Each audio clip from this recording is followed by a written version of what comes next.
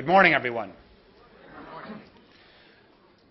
My name is Mark Warner. I am Governor of the Commonwealth of Virginia and also proud to be Chairman of the National Governors Association.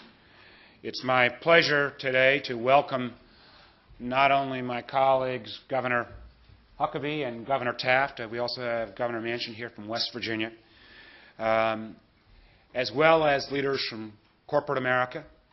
We have both Kerry Killinger and Art Ryan here and a number of other CEOs here in the crowd. And in addition to the nation's governors, the nation's business leaders, we have election officials from across the country.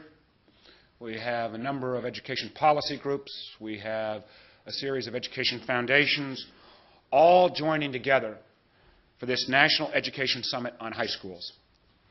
This impressive gathering marks literally the first time in our nation's history that a group like this has come together to address the issues regarding education in our high school. And this issue is terribly important in terms of our efforts to restore America's competitiveness in a global economy. Many of us here today would say that the situation in America's high schools should be described as a crisis. I'll lay out a few of these points, and I'll let you make that individual decision. Unfortunately, the fact is that 3 out of 10 students who enter high school do not graduate. And since we don't even have a common definition of what the dropout rate is across this country, we're not even sure where these students end up. 4 out of 10 who do graduate lack the skills and knowledge to go on to college or to succeed in the workforce. Again, too many of our kids going into college require remediation, and too many of our young people going in immediately into the workforce don't have those industry certifications or other tools they'll need to be successful in that workforce. And again, unfortunately, even those who go on to college, 5 out of 10 who enter college do not finish college. America, the nation's leading economic power, ranks 16th amongst industrialized nations in terms of the percentage of students who graduate from high school. And not only do we have kids dropping out, but in a 21st century economy, those kids who do drop out and don't finish high school earn literally 70% less than what a high school graduate does. And unfortunately, or fortunately as the case may be, as we move more into this knowledge-based economy, even those students who graduate from high school, over 70% of the jobs that our nation and the world is creating at this point will require at least some training beyond high school.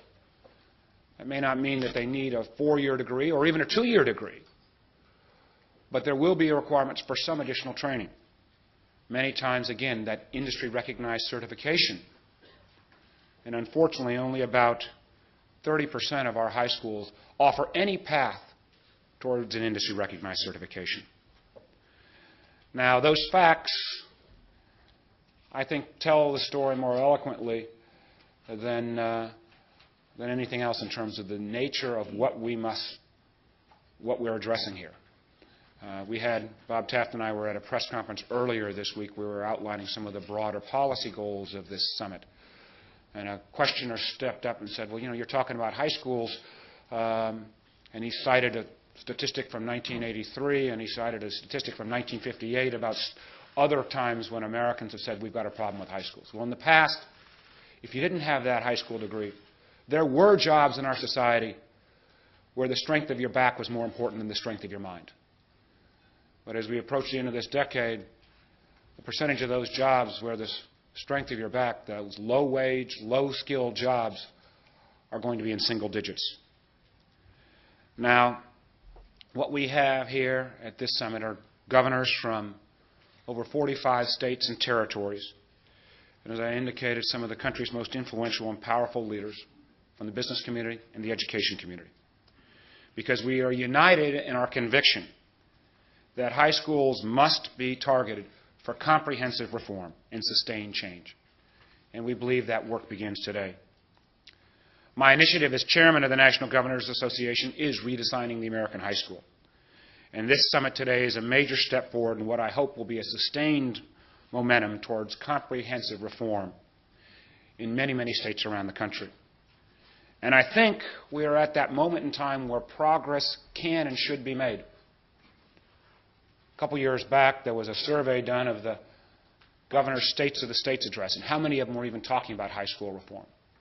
The number at that point was 3 or 4. This year, and this is before all the states have actually done their State of the State addresses by their governors, 30 governors have raised the issue of high school reform. So we've got more than 60% of our nation's governors who have elevated this issue to something they're talking about in their State of the States. And that will mean raising the bar, increasing the standards for graduation, aligning high school more closely with the requirements of work and college. This summit is designed to harness that momentum and turn it into state by state, school by school, and student by student action. We're not here to produce another report that sits on the shelf that talks about the problem, that doesn't outline specific actionable agenda items that governors and policymakers in the respective states can act on.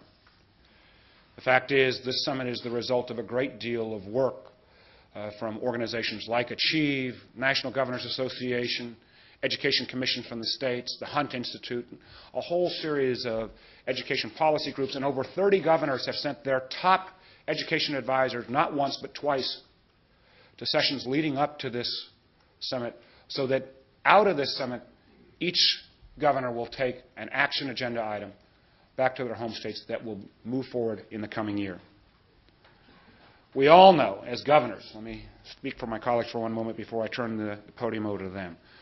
We all know the example of that student who gets into school and doesn't understand why they may need to go ahead and finish high school and get the diploma. And we need to make the case of why they need to not only earn that diploma, but in more cases than not, earn an industry certification alone. We all can tell stories of students who've stretched like mad and first generation going to college, only to find that after graduating from high school, they're not prepared to do college work.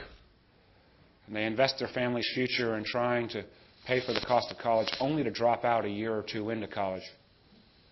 And let me tell you, 2 or 3 years, even at your flagship institution, and not graduating, doesn't provide as much economic value to the society as someone who actually goes out and gets that 2-year degree in an associate at a community college level.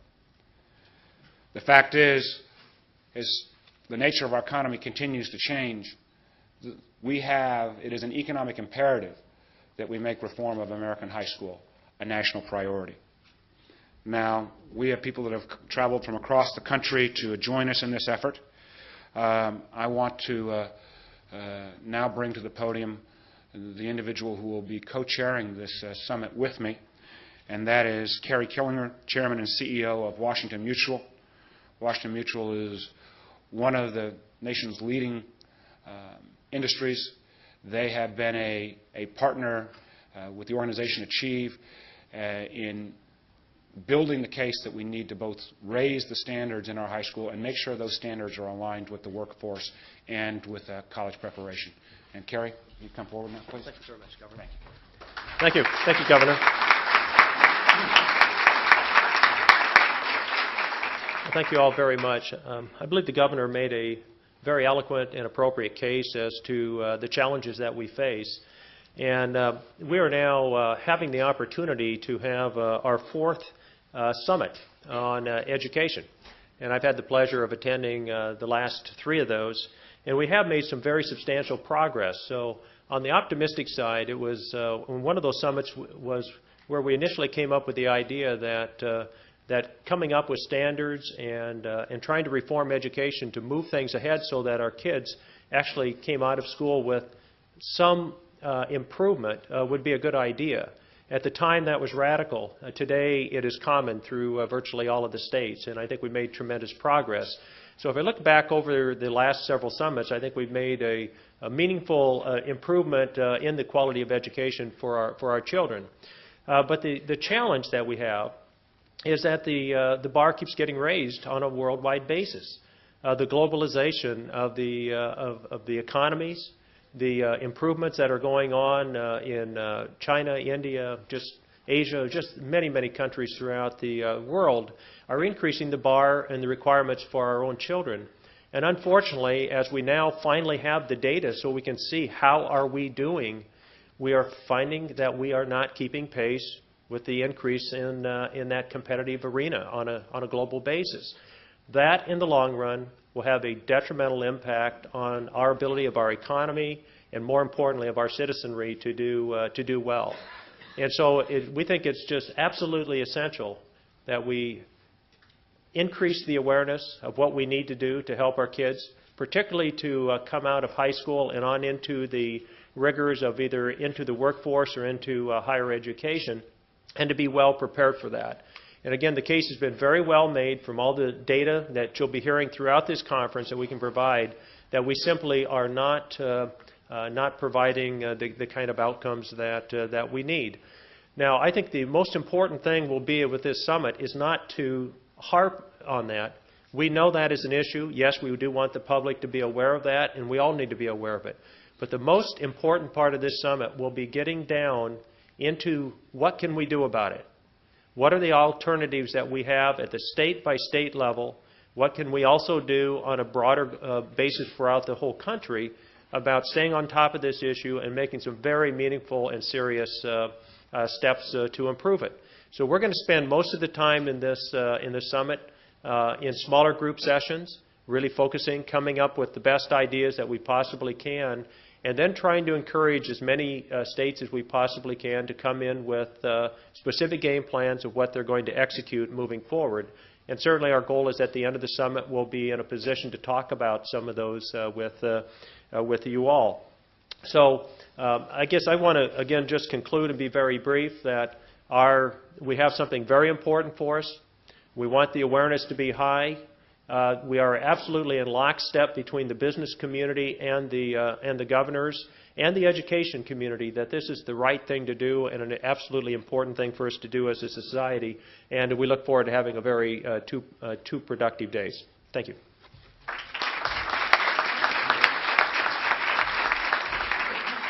And now I'd like to bring up the Vice Chair of, I think you're up next, aren't you, Mike? The Vice Chair of the National Governors Association, someone who has been a great colleague, an education advocate, and has done some remarkable things in Arkansas. And not only does my good friend Mike Huckabee serve as Vice Chair of the NGA, but he is also serving this year as Chairman of the Education Commission of the States. Governor Huckabee from Arkansas. Thank you, Mike. Thank you very much, Mark. Let me begin by expressing deep appreciation to Governor Warner for the vision that he's had in bringing this summit together.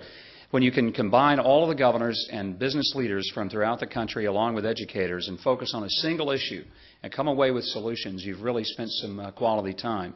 I think it is important for us to realize that when we talk about the need of a high school diploma and it being valid, none of us here are saying that a high school diploma is an adequate level of education for the economy of tomorrow. 2 months ago, I spoke at a group of business executives. There were about 400 people in attendance, and I asked the crowd, how many of you could run your business completely and totally with people who had nothing beyond a high school diploma? And I waited for anyone to lift a hand. I asked it again and a third time, and I said, I'm serious. Could any of you do it? Not one single person owning a business in that crowd of 400 could lift a hand saying they could operate their businesses exclusively with people who had nothing more than a high school diploma. The next big issue is, then how do we prepare them adequately for what is critical, and that is something beyond high school? And the fact is that what we're talking about this weekend is not so much just getting a good high school. It's not that that's the termination point. This is about the starting line, not the finish line. You may remember that one of the most popular television game shows ever to come to America that caught everybody just totally by storm was Regis Philbin's hosted show, Who Wants to Be a Millionaire? Now, if I asked this crowd, you'd say, I'm already one. Right. But I love to ask that question when I'm talking to 8th and 9th graders, because the next question is, would you like to be a millionaire? And all of them want to be a millionaire. It just seems like this wonderful thing to be. The fact is, the difference in earning power between a person with a high school diploma and one with a college degree is at least $1 million over a lifetime, minimum. And suddenly we begin to see that it not only means that the individual earns more money, but if we want to talk about how to fix the fiscal crisis in our states over the next generation, the best way to do it is raise the per capita income of the average worker. And the best way for that to happen is to increase their educational capacity and output. In the Education Commission of the States, one of the studies that we've conducted there indicates that there's a key predictor as to what is the most likely factor influencing whether a student will actually complete college. Not enter, but finish. We have a lot who aspire, few who attain. And interestingly enough, that study, over a 50-year period of time, found that it's not race, it's not poverty. The two things most people would immediately say, these are the stumbling blocks. What the study found was that the key predictor as to whether a person would actually finish college once entering was whether or not that student had been exposed to and participated in a rigorous curriculum at the high school level.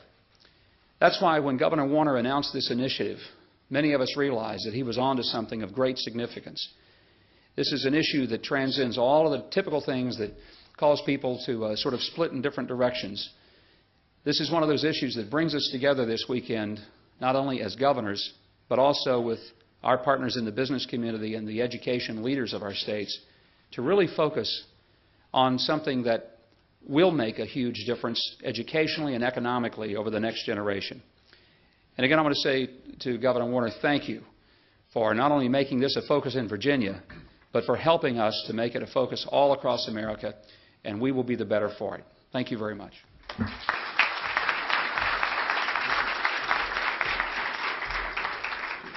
Thank you, Mike. It's now my great pleasure to bring to the podium another colleague, Governor Bob Taft from Ohio. Governor Taft has also taken on this issue of high school reform already in Ohio. He also serves as co-chair of Achieve, an organization that he'll describe, but that has been at the lead of raising standards in high schools and trying to make sure that that high school diploma actually does align with the needs of the workforce or the needs of those students going on to college. So join me in welcoming Governor Bob Taft from Ohio.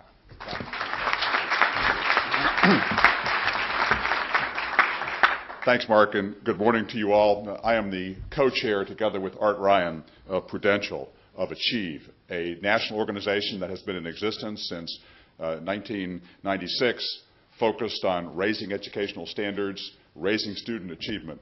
So a high school diploma really means something, means that a student is prepared for the world of work, is prepared to succeed in college. And we are very honored and pleased to be co-convening this National Education Summit together with the National Governors Association.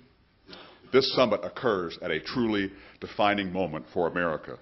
For years, we've been hearing about the coming of the global information economy. Well, there's no more waiting. It's here. It's changing our world with blinding speed. And we're playing catch-up when it comes to our education system, especially our high schools. Playing catch-up is no easy task. We've got tough work ahead of us. Not only do we need to redesign an institution that has changed little over decades, we need to work even harder to build public support for reform. Many of us are nostalgic about our own high school experiences. We look back on our classes and homecomings and Friday night football. It's hard to imagine the high school being anything other than what we remember. There is no doubt that changing the high school education experience will be difficult, but we simply don't have a choice. Nor can we as governors pass this work on to somebody else. Clearly, the President has made high school improvement a priority. We have a golden opportunity to work with Washington on this goal. But it is up to us as governors and business leaders in each of our states to take the lead, as we have since our first Education Summit back in 1989. Without our commitment and hard work at the state level, high school improvement simply won't happen. Promising reforms are underway in some cities and states, but what is needed is a sustained, systematic national effort to redesign secondary education for the 21st century. My hope is that by the end of the day tomorrow, we'll be able to create a more formal agreement to work together, not just to talk about what needs to be done, but actually to commit to major new initiatives on high school improvement. I'm optimistic that we'll be able to leave this summit with clear plans to move forward in each of our respective states in concert with our business and education leaders. Finally, let me point out that this is not a Republican or a Democratic agenda. This is an American agenda. What you'll see at this summit won't be partisan debate about education, but a genuine effort to find the best way to help our kids succeed and our schools succeed as well. At this time, I would like to introduce my friend and co-chair of Achieve, the Chairman, President, and CEO of Prudential Financial, Art Ryan. Art. Welcome. Thanks. Thank you very much, Governor Taft and Governor Huckabee and Governor Warner as well. I think the simple phrase of act now is what this agenda and what this summit is all about. It is time to move forward. The action plan that will be discussed at the summit is a very solid one. It calls on states to raise expectation, support students, support teachers, and hold schools and colleges accountable for progress in preparing young people for further education or for the workforce. It asks that we create a far more manageable and seamless system than we've had in the past between preschool and college education. This will not be an easy task, but I believe that parents and communities will support us if they know that we're doing the right thing for their children. Businesses are ready to help the state leaders in the hard work ahead.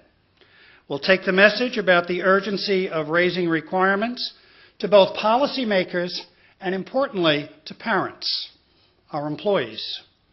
We'll help paint a clear picture of the new demands that are facing graduates. We're ready to invest our time, our expertise, and our money to support teachers and principals around the nation.